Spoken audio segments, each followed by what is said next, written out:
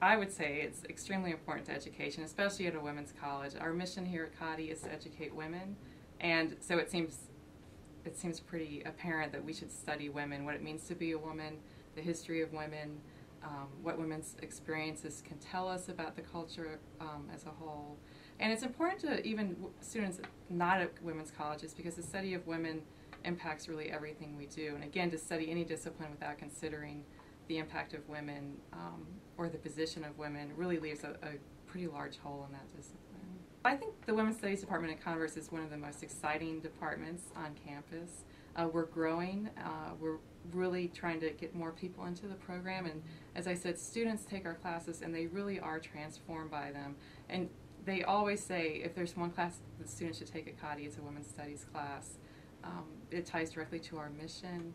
And we usually have a great time in the classes too. We offer courses in many different disciplines here at COTI. We have an Introduction to Women's Studies course which introduces students to the discipline of women's studies. But then we also have classes in English and psychology and sociology, anthropology, film, foreign language, pretty much you name it. We've got courses in those departments. So women's studies is the kind of discipline that builds on and draws on all the other disciplines. Several reasons I would recommend students take classes in women's studies. First of all, most students come to college without having had much experience with women's studies. Most of us go to high school and we study history, but we don't study anything about the women. You know, we know about World War I, we know about the Civil War, but we don't really know what the women were doing during those times. And the same is true for English. A lot of people go through high school, and you might read a few women writers, but the standard canon is typically the white men. And so it's important that we study those women, because they've really shaped history and who we are now. And also those classes are important because consistently students will tell, not just me, but the other women's studies faculty, that when they take a women's studies course, they're transformed by it. Once you take a women's studies class, you really don't see the world the same after that. And not only are you gaining vast amounts of knowledge, but you are really transformed personally. So they're really powerful classes. And you know, part of education is not just mastering a set of facts or mastering a body of knowledge, but really to think about yourself and how that knowledge impacts you. And women's studies is a field that definitely forces you to think about what you're doing in your life, what your life means.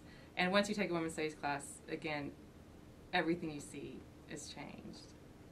Well, women's studies is a great department. It's a great major because it connects to everything. So it's becoming increasingly popular as a major, but it's also a good double major or a good minor.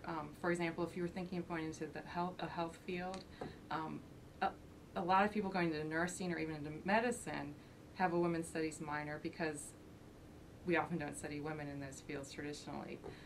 If you're going into any kind of social work, a women's studies major or minor could be really useful. Politics, education. It just fits so nicely with so many disciplines. And of course, part of women's studies tries to get women in disciplines that are where women are underrepresented. So even a field like math, which people might say, well, what does women's studies have to do with math? That kind of minor in women's studies can really fill out a math major or a math minor. I'm Dr. Tricia Stubblefield, and I represent the English department and the Women's Studies department.